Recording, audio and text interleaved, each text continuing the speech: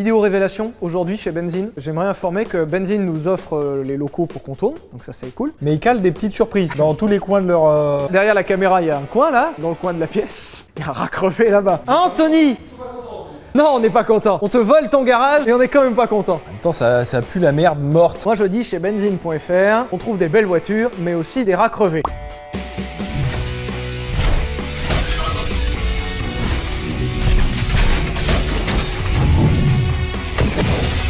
La voiture dont on va parler aujourd'hui déjà n'est pas Villebroquin approved. Alors ça c'est nos stickers. Voilà, donc on a les stickers Villebroquin approved qu'on valide la voiture et stickers pas approved qu'on ne valide pas la voiture. Moi je dis, on saura à la fin de cette vidéo si c'est approuvé ou non. Salut. Ah t'es un chien, t'es le pire. Jusqu'à maintenant, vous aviez l'habitude du Vultech, qui est le format où on explique comment une voiture marche, simplement sans prendre la tête, et c'est cool. Non mais en fait c'est qu'il y a trop de choses compliquées par la suite, et du coup à vulgariser c'est très complexe, et puis ça risque d'intéresser peu de gens. Donc au fur et à mesure il y en aura d'autres, des formats où on vulgarise la mécanique, mais là on va aussi rajouter dans ce format de parler des voitures. En fait aujourd'hui, soit on parle de la crémaillère de direction pendant 30 minutes et on s'emmerde, soit on parle de la plus incroyable des voitures des années 2000, avec des trucs tout à fait intéressants à apprendre, avec une histoire de fou, avec une technique de fou. Moi je dis ça, je dis rien, mais à choisir... Oh. Alors moi j'avoue, je préfère ça que la crémaillère de direction. N'hésitez pas à dire en commentaire si c'est votre cas, mais moi je préfère. Et dans le sondage, juste ici. Voilà, donc aujourd'hui c'est la Bugatti Veyron finalement. Voilà, donc à partir de maintenant, on va élargir la notion de Vultech en allant sur des choses, des voitures, des marques, à la fois d'un côté technique, concrètement, mais aussi de l'histoire. Parce que la Bugatti Veyron, ou Veyron pour les Kevin de 5 ans, la Bugatti Veyron, tout le monde en parle. Il y a une énorme mouche là-bas au-dessus du rat crevé. Une mouche, en vrai, elle était comme ça. Elle est passée derrière là-bas là. Je l'ai vue, elle a fait ça, ça. Et attention le rat! Ah! Il y a un trou dans le mur, il est crevé dans le mur. C'est obligé. Bon alors, je disais quoi? Merde. Et bah c'est fini, merci d'avoir regardé ce Allez, Vultech. merde, on dégage maintenant, c'est fini. Voilà. Ah. Et laissez un pouce bleu surtout, c'est important, et abonnez-vous et Instagram. Alors moi je vais vous apprendre un truc incroyable, Bugatti Veyron, c'est de la marque Bugatti. Ah bon? Ça paraît un peu, mais ouais. Allez dégage. Bon alors la Bugatti Veyron fête ses 15 ans, mais pour revenir sur l'histoire de la Bugatti Veyron, il faut d'abord s'intéresser à Volkswagen dans les années 80 avec le miracle d'Audi. Aujourd'hui, Audi est une marque qu'on connaît tous. Oui, on va parler de la Bugatti Veyron, mais on est en train de parler d'Audi. C'est normal, range ton commentaire. Non, quoi que mets là, parce que ça augmente le référencement. Aujourd'hui, on connaît Audi avec la RS6 et tout. Audi, c'est vraiment une marque premium crédible, une marque ancrée et une marque que tout le monde connaît. Mais il faut savoir que dans les années 80, c'était absolument pas le cas. En fait, Volkswagen a racheté un consortium de marques. Alors ça, je l'expliquerai peut-être un jour plus tard en détail. Mais en gros, Volkswagen a racheté dans son histoire plein de marques. Ils ont gardé la marque Audi, qui était la marque la plus qualitative à l'époque, pour en faire une marque à part entière. Audi se voulait une filiale luxe de Volkswagen. Volkswagen étant la voiture du peuple, Volkswagen, est-ce que c'est clair? Et le truc, c'est que Volkswagen devait quand même rester les voitures normales, les voitures généralistes finalement. Alors, ça a toujours été un peu paillette sur les généralistes, mais globalement... Non, en fait, ça a essayé parfois Volkswagen d'être dans le luxe, mais ça n'a pas marché. Ça, c'est après, ça. Et en fait, Audi est parti de pas grand chose, surtout au début avec des modèles pas ultra réussis comme l'Audi V8. Alors, si, en fait c'était réussi, mais personne l'a acheté, voilà. Et dans les années 90, Volkswagen réalise un miracle avec Audi. D'une marque que personne ne connaissait 20 ans avant, ils en ont fait une marque premium, crédible et avec des ventes de ouf. Genre BMW, Mercedes, ça faisait des dizaines d'années qu'ils étaient dans le game. Volkswagen, ils arrivent en 20 ans à faire d'Audi un concurrent crédible. L'essor prend vraiment avec l'Audi A3 dans les années 90 qui propulse vraiment Audi devant tous les autres et qui franchement a foutu un paquet de boules à pas mal de gens, vraiment. Donc à la fin des années 90 chez Volkswagen, c'est champagne les frérots. Paha. En plus de ça, chez Volkswagen, ça marche du futur aussi. La Golf 4 est un carton, la Passat est un carton, la Polo est un best-seller, un truc de fou, et Volkswagen commence vraiment à s'approcher de la place de numéro 1 mondial. Donc vraiment, à la fin des années 90, sous la direction de Ferdinand Piëch, et j'y reviens juste après, c'est le champagne les gars. En plus, au-delà de vendre beaucoup, ils vendaient beaucoup avec énormément de marge parce que Volkswagen s'est inscrit dans le diesel avec notamment le TDI qui est aujourd'hui super connu et ils sont devenus très tôt des acteurs incontournables du diesel. Dans les années 2000, c'était la mode et là les marges qui se sont faites, c'est des milliards qui sont rentrés chez Volkswagen. Ça c'est ralasse. Ah, ça c'est ralasse correctement les frérots. C'est une blague quand je parle comme ça, je ne dis pas frérot à toutes les phrases, je lis toutes les deux phrases. Donc c'est les années 2000, de l'argent rentre à flot chez Volkswagen. Et là, Ferdinand Piëch, le big boss, qui était un peu mégalo sur les bords. Voilà, alors je sais que on commence déjà à critiquer Ferdinand Piëch avec quand même un boulard un peu comme ça. Et commence à avoir une grande stratégie pour Volkswagen qui est le Covid-19. En gros, c'est... partout. Dans les campagnes, dans les villes. Et le pire, c'est que ça commençait très très bien. Aujourd'hui, on se rend pas compte, certains ne le savent pas, mais Volkswagen, c'est Audi, Bentley, Seat, Skoda, Lamborghini, Bugatti. Ils ont même des motos, ils ont des camions. Il y en a de partout, Volkswagen. Et à la base, ça vient des années 2000. Alors, faut bien que ça commence quelque part. La stratégie à la fin des années 80, c'est donc celle-là. Audi, c'est du premium, Volkswagen, c'est du généraliste, et autour, ils se posent la question de racheter Lamborghini. Par la suite, Lamborghini, ils arriveront à le racheter, et Lamborghini occupera le segment des super sportifs dans le groupe Volkswagen, ce qui est actuellement le cas aujourd'hui. Et à la base, ils voulaient aussi acheter Bentley et Rolls. Alors autant Bentley, ça s'est fait, autant Rolls, il s'avère qu'aujourd'hui, c'est BMW qui l'a. Et en fait, l'histoire, elle est un peu... elle est salée. En fait, à la fin des années 90, c'est la guerre entre... À propos d'un sujet, c'est le rachat de Rolls et Bentley. Rolls et Bentley, avant, c'était un seul groupe. Et ce groupe va très mal, et ils sont obligés de vendre les actifs de chez Bentley et de chez Rolls. Ça intéresse Volkswagen, parce que Ferdinand Piëch a de grands projets pour ces deux marques, mais ça intéresse aussi BMW. Sauf que voilà, à grands coups de bataille juridique dans lequel je ne rentrerai pas en détail, parce que déjà, ça fera un épisode, et de deux, c'est ultra complexe, et en vrai, il y a eu des coups de pute dans cette histoire. L'histoire est géniale. En gros... Faut vraiment parler de BMW là? Ouais. Oui, mais dans cet épisode sur la Veyron. Oui, c'est vrai que ça fait 25 minutes que ça a commencé, on n'a pas parlé de Bugatti encore, je sais. Pour résumer simplement, Volkswagen était en train de racheter le droit de faire des Rolls, sans pouvoir marquer dessus Rolls-Royce, ni même mettre l'emblème. Le nom était détenu par une autre compagnie que Rolls, et en rachetant Rolls, ils rachetaient pas le nom de Rolls. C'était un truc de fou. Et ça commence à être la bagarre avec BM dans les années 90. Quel rapport avec la Bugatti? Quel rapport avec la Bugatti, justement? Ferdinand Piëch, qui était presque sûr d'avoir gagné, mais qui voit que BM, ils vont faire chier, non pas pour avoir Rolls, mais ils vont faire chier pour faire chier. Parce Bah que oui, là... parce que là c'est cadeau. Hein. Ah ouais, oui, là c'est là rapport. on était sur de la guerre pour se Ah larder. oui, c'était juste... C'était juste pour emmerder. Et il se dit, il y a moyen qu'on remporte ni Bentley ni Rolls. Donc il voulait quand même faire sa stratégie, le DG. Et par hasard, il se trouve que Bugatti, alors sous la direction de Romano Artioli, et j'y reviens juste après, alors a revécu quelques années avant pour refaire faillite quelques années après très très fort. Ascenseur émotionnel, hein, le bordel. Hein. Franchement, ouais. Alors pour résumer simplement, Bugatti a eu une très grande vie avant la Seconde Guerre mondiale, c'était une marque vraiment internationale et reconnue en tant que telle. Ils ont eu des victoires en course qui étaient phénoménales, et passé un temps, on les appelait les meilleures voitures du monde. En vrai, quand t'avais une Bugatti dans les années 30, tu pouvais pas avoir mieux en fait. Combien de gens avaient une voiture dans l'humanité dans les années 30? Peut-être 1% de la population grand max. Et quand tu arrivais en Bugatti dans les années 30, c'était la folie. Sauf que on était quand même sur une marque d'ultra luxe, c'est-à-dire que même à l'époque, être riche ne suffisait pas pour s'acheter une Bugatti. C'était fou. Et la Seconde Guerre mondiale, en fait, a terrassé Bugatti. À la fin de la Seconde Guerre mondiale, il y avait plus d'argent nulle part, et il y avait surtout plus de place pour une marque d'ultra luxe. De un, déjà, il y avait plus grand monde qui avait l'argent d'acheter ça, et de deux, c'était tellement indécent, alors que la France était détruite, alors que la population en vrai crevait de faim à la fin de la Seconde Guerre mondiale, de s'acheter une Bugatti et de sortir avec dehors. Si tu voulais te lapider en pleine rue, il n'y a pas mieux que d'acheter une Bugatti et parader avec en 45, tu vois. C'est d'ailleurs pour cette raison qui fait que beaucoup de ces voitures de cette époque-là ont disparu parce que l'époque n'était vraiment pas favorable à ça. Bugatti s'éteint en emmenant plein de marques avec elle qui ont eu exactement le même problème. Il y a Maybach notamment qui a eu plein de problèmes. Beaucoup d'anglais ont eu des problèmes comme ça. Mais du coup, j'ai juste une question. Bugatti, on est d'accord, c'est français depuis le début, ou pas? Alors, parce que c'est quand même chelou. Le truc, c'est en Allemagne, le truc, c'est fondé par un Italien, et c'est français. est-ce que tu peux me reposer la même question, mais juste après que je termine? Donc en vrai, à la fin de la Seconde Guerre mondiale, Bugatti disparaît dans l'indifférence globalement générale. Fin des années 80, début des années 90, un certain Romano Artioli, c'est ce monsieur qui est un homme d'affaires italien, voulait se faire plaisir avec une bagnole qui lui tenait à cœur. Il adorait les Bugatti. Le mec a tellement de pognon qu'il rachète Bugatti. Point. Et il décide de créer, selon lui, la meilleure voiture du monde, juste comme ça, la Bugatti EB110, qui, lorsqu'elle sort dans les années 90, est juste la voiture la plus rapide du monde. Merci, bonne soirée, c'était Villebroquin, au revoir. Le B110, à l'époque, était d'une rapidité. Tu passais les 330 avec, c'était de la folie. Bon, de toute façon, c'est mon trio. C'est EB110, Ferrari Enzo, Lamborghini Diablo. Bon, même si la Diablo, elle est un peu... parce qu'elle n'a pas été voiture peu plus moins. rapide et tout, j'aime les trois autant. Le B110 est absolument hallucinante. En plus, Romano Artioli claque des millions de francs à l'époque pour dévoiler sa voiture à Versailles. Genre le mec est arrivé, a dit bonjour, je lance une Bugatti, je loue Versailles. Le problème, c'est que, je sais pas si c'est le destin qui a voulu ça, le problème c'est que dans les années 90, il y a un truc qui s'appelait le crack pétrolier, et que vraiment, s'il y avait une période pour ne pas lancer une hyper sportive, c'était là. Et le truc, c'est que Romano Artioli n'aura le temps de lancer qu'une seule caisse. Le B110 a été une catastrophe, un échec commercial de ouf. Et en fait, Bugatti a revécu un truc de ouf, présentation Versailles, mort. Voilà. En plus, il s'était fait chier. Ils avaient essayé de remettre en état l'usine à Molsheim. Ils s'étaient emmerdés à faire des trucs de fou.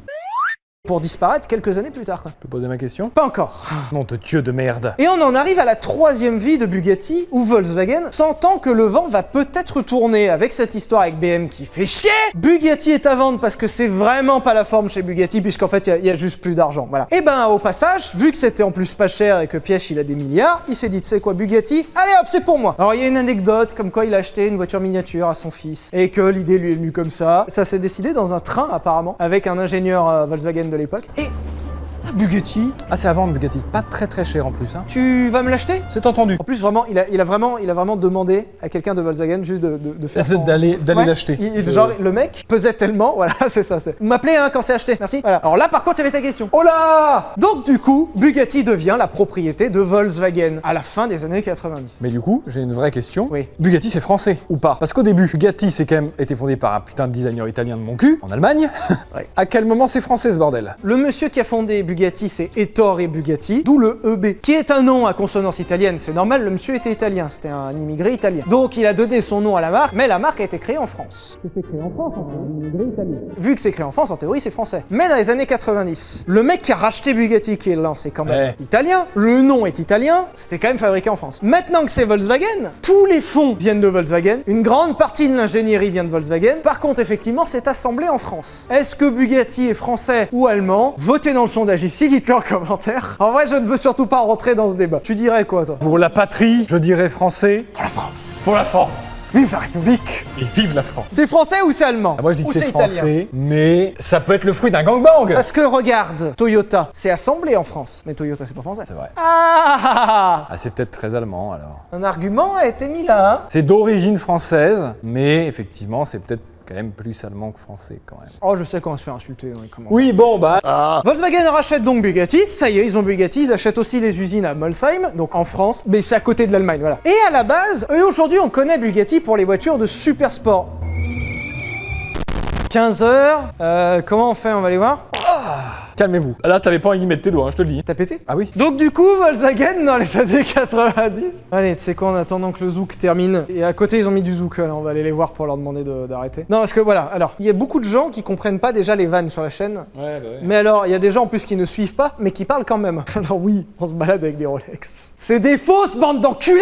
Yes, le zouk est terminé. Voilà, on a eu le temps de faire un point Rolex. Enfin, Folex. Merci beaucoup, hein, c'est gentil. Si la musique s'est arrêtée, c'est grâce à Benzine.fr et ils vendent des t-shirts et des stickers. Waouh! Alors aujourd'hui, on connaît Bugatti pour les hyper sportifs, c'est-à-dire globalement pour la Veyron et la Chiron, des bagnoles qui font au moins 1000 chevaux. Mais à la base, lorsque Volkswagen rachète Bugatti, c'est pas du tout le cas. À la base, ils voulaient faire des berlines luxueuses. En fait, l'idée c'était de faire un équivalent d'un Rolls-Royce qu'on connaît aujourd'hui, c'est-à-dire de la grosse berline de luxe, ta mère. Sauf qu'en fait, non. Pour une très simple raison, un tout petit peu plus tard, en 99, l'histoire avec BMW se décante dans le sens où BM et Volkswagen arrivent à un accord. BM prendra Rolls-Royce et Volkswagen prendra Bentley. L'histoire se termine globalement bien. Et le problème, c'est que maintenant Volkswagen se retrouve avec deux marques, c'est-à-dire Bugatti et Bentley. Et à la base, l'idée, c'était de faire des berlines de grand luxe. Et s'il y a quand même une marque qui est ultra légitime sur le segment de la berline de grand luxe, c'est quand même Bentley, quoi. C'est-à-dire que Bentley, ça faisait pas loin de 100 ans qu'ils existaient en faisant des berlines de grand luxe toute leur vie. Donc si tu veux, à choisir en termes de cohérence, entre un Bugatti qui faisait juste des coupés sportifs dans les années 40, voire une hyper sportive dans les années 90, et une marque qui a fait des berlines luxueuses toute sa vie, c'est Bentley qui sera plus choisi pour ces berlines luxueuses-là. Sauf que le problème, Bugatti n'a plus grand-chose à faire maintenant puisqu'il y a juste plus de stratégie. Et ça tombe pas très bien parce que Bugatti avait déjà présenté en 98 à Paris un concept avec un 18 cylindres sous le capot de 550 chevaux qui était en fait une berline luxueuse, c'est-à-dire l'idée de base. Sauf qu'en 99, on a dit qu'on faisait plus cette idée-là.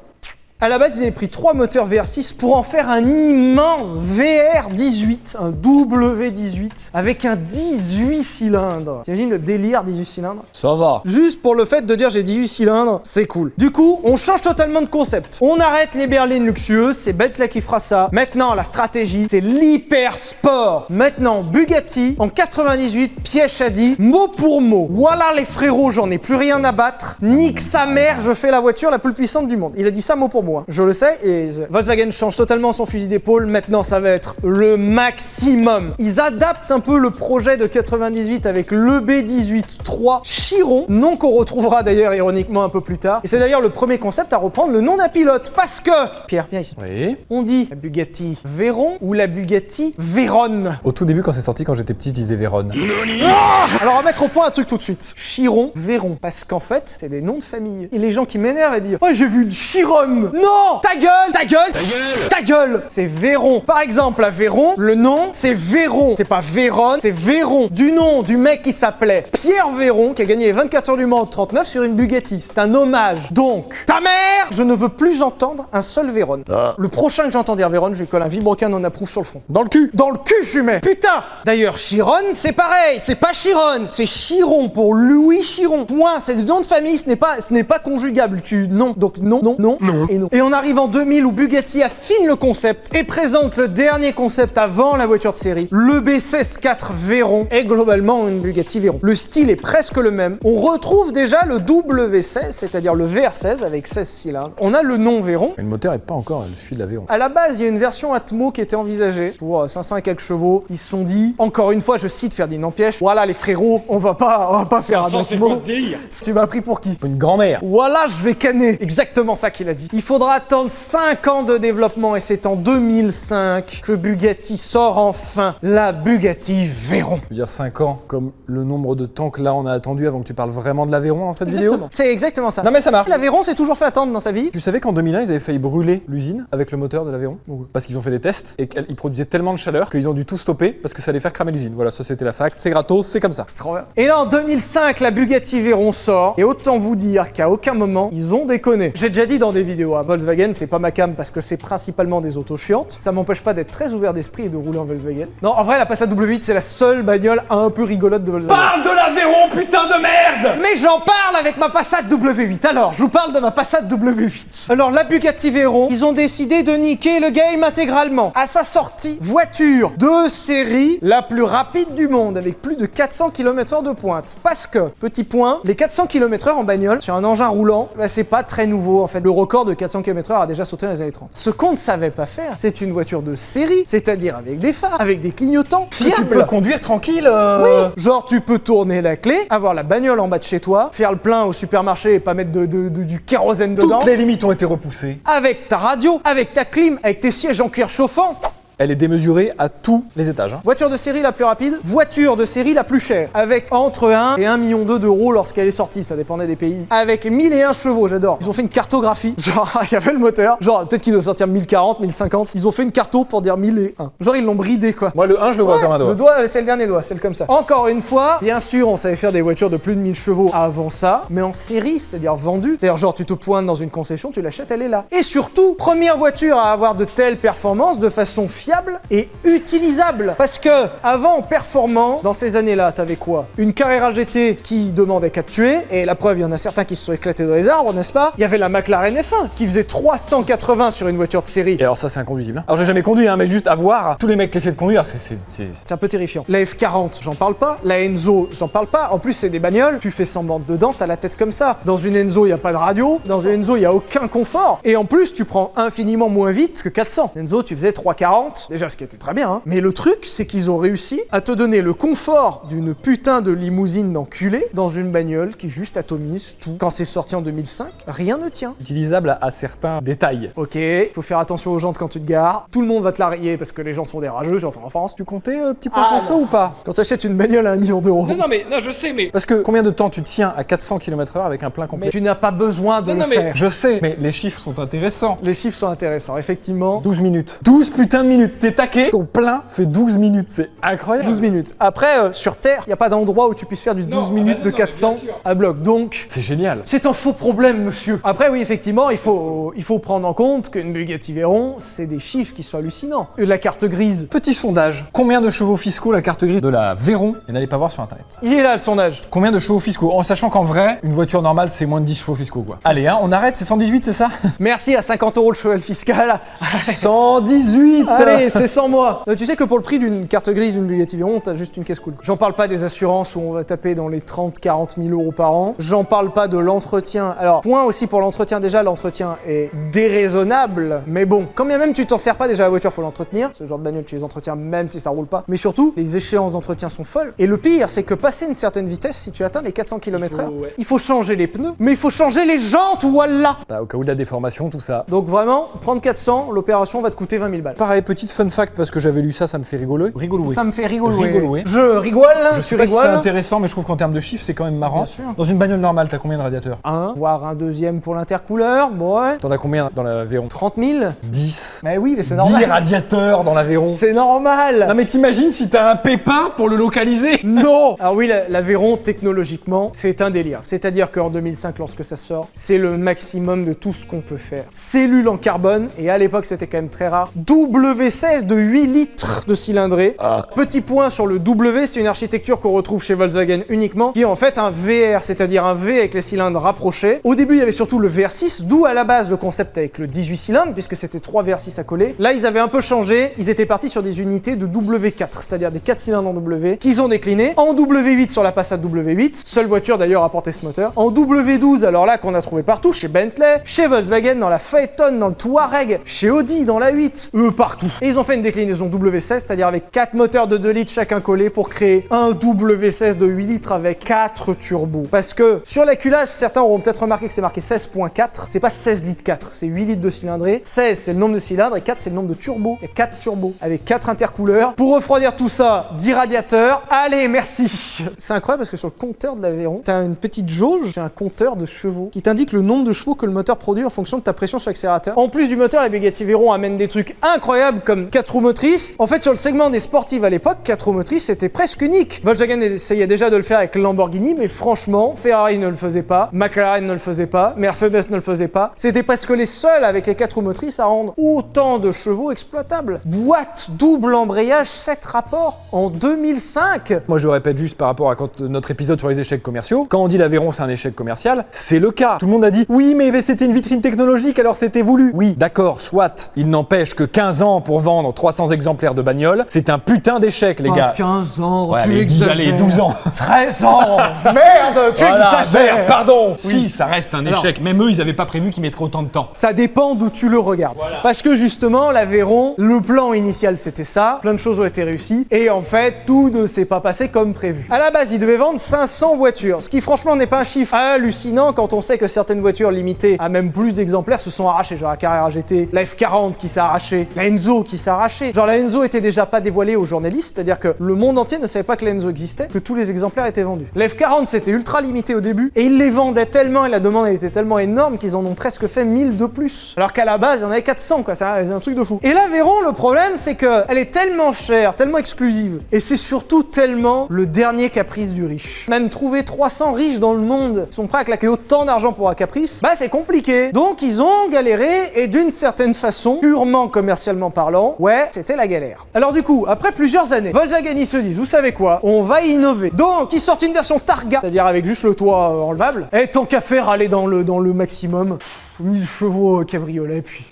Allez, c'est bon quoi. Et ils te sortent une version super sport. La voiture a été vraiment remise à jour et surtout 1200 chevaux. C'est-à-dire 1000 chevaux c'est pas assez. 1200 chevaux. Et surtout, alors là on en arrive à la stratégie que j'appelle la stratégie Citroën. Parce que c'est clairement un délire. Citroën et Peugeot adoraient faire ça. C'est-à-dire quand les voitures arrivaient en fin de vie, genre la 205, la Saxo, la 106, ils te faisaient plein de séries limitées à la con. Genre la Saxo Bic. Ah, la fameuse Saxo Bic. Et à chaque fois on te sortait une série limitée de ces bagnoles. Mais quand c'est pour des bagnoles normales, bon, ça fait rire mais voilà. Sauf que Bugatti, ils ont été obligés de faire ça. Résultat, on se retrouve avec presque 30 séries limitées de la Bugatti Veyron. Il y en a pour tous les goûts, les gars. Il y en a de toutes les couleurs. Ils ont fait des partenariats avec Hermès. Ils ont fait l'or blanc. Ils ont fait avec des noms de pilotes. Ils ont tout fait pour absolument les vendre, quitte en fait à créer de la rareté artificielle. C'est-à-dire qu'ils prenaient une Veyron, mais ils la tunaient en fait. C'est du tuning quoi. Et en fait, c'était pour aider les gens riches à se décider. C'est-à-dire que tant qu'à être ultra riche, je veux pas la même Bugatti que les autres. Et ben, on va te faire une Bugatti série limitée que tu seras le seul à avoir. En plus, comme il n'y a qu'un seul exemplaire, normalement elle devrait mieux garder sa valeur parce que c'est un exemplaire unique. Et en fait, l'idée c'était de pousser comme ça, c'était du forcing en faisant allez, tu sais quoi? Allez, tu la veux, tiens, on te fait. Allez hop, allez, merci hein, surtout, hein, au revoir. Résultat, il aura fallu presque 13 ans à Bugatti pour vendre tous les exemplaires de Veyron et la remplacer par la voiture que l'on connaît aujourd'hui et qui est actuellement en vente, la Chiron, qui est en fait une grosse évolution de la Veyron. Mais globalement, c'est la même. La structure est la même, la transmission, la boîte, le moteur. Globalement, c'est une grosse remise à jour de la Veyron. Encore plus de perf parce que la Chiron, elle fait 1500 bourrins. On en parlera dans un autre épisode. Et on peut en parler dans un autre épisode, ça vous fait plaisir. D'ailleurs, mettez un pouce bleu, mettez-le en commentaire et abonnez-vous sur notre Instagram. Et aussi sur la chaîne YouTube, c'est important. Résultat, la Veyron, je suis complètement partagé. D'un côté, je déteste cette bagnole parce qu'en vrai, à part juste, excusez-nous, il y a peut-être des jeunes qui regardent, à part juste se branler en disant bonjour, c'est nous les plus forts. Bon, bah ça sert pas à grand chose. Je suis d'accord. Après, en vrai, 1200 chevaux, ça va être dingue. Il y en a des versions très jolies. Autant il y en a des très moches, autant il y en a vraiment des très réussis. Puis, bon, c'est quand même ultra exclusif. Après tout, leur plan. C'est vrai que dans le fond, même s'ils les ont pas vendus et qu'ils ont perdu des milliards, parce qu'il y a eu des milliards de perdus dans cette histoire, bah le plan a fonctionné finalement, parce qu'en vrai, la Bugatti Veyron, on en parle encore aujourd'hui, elle fête ses 15 ans, et Bugatti a fait des articles exprès dessus, et en attendant, bah ça a marché, hein. J'approuve, du coup. Ouais, allez, je dis pas ça parce que j'ai un demi-moteur de Bugatti Veyron dans ma voiture, voilà, mais allez, ouais. Veyron est approuvé, voilà. Mais dites-le nous en commentaire aussi, hein, si c'est approuvé ou pas. Et si vous avez la conso moyenne d'une Bugatti Veyron sur autoroute, N'hésitez pas à 130, je suis preneur parce que... 30 régulataires 7ème. Ouais, voilà. Tu vois, en tranquille. Genre, je vais en vacances en Veyron. J'aimerais vraiment savoir quel est le budget à prévoir. Voilà, merci de nous avoir regardés. J'espère que cette extension du Vultec vous plaît. Si ça vous plaît, n'hésitez pas à nous le dire. Et si ça vous plaît pas, n'hésitez pas à nous le dire aussi. On est ouvert à tout. Globalement, on vous écoutera pas et on continuera de le faire. Voilà. Si ça vous plaît, pensez aussi au pouce bleu. Ça vous permet de savoir si ça vous a plu. Instagram, non. Chut. À quand la Veyron sur benzine? Ah Non. Non. S'il claque une Veyron sur benzine un jour. Benzine, Bugatti Veyron à vendre. Allez, merci de nous avoir regardés. Gros bisous. Dites-nous aussi en commentaire la voiture que vous voulez voir, peut-être en prochain épisode. La voiture qui vous fait plaisir. Enfin, mettez tout ce que vous voulez en commentaire. Bisous.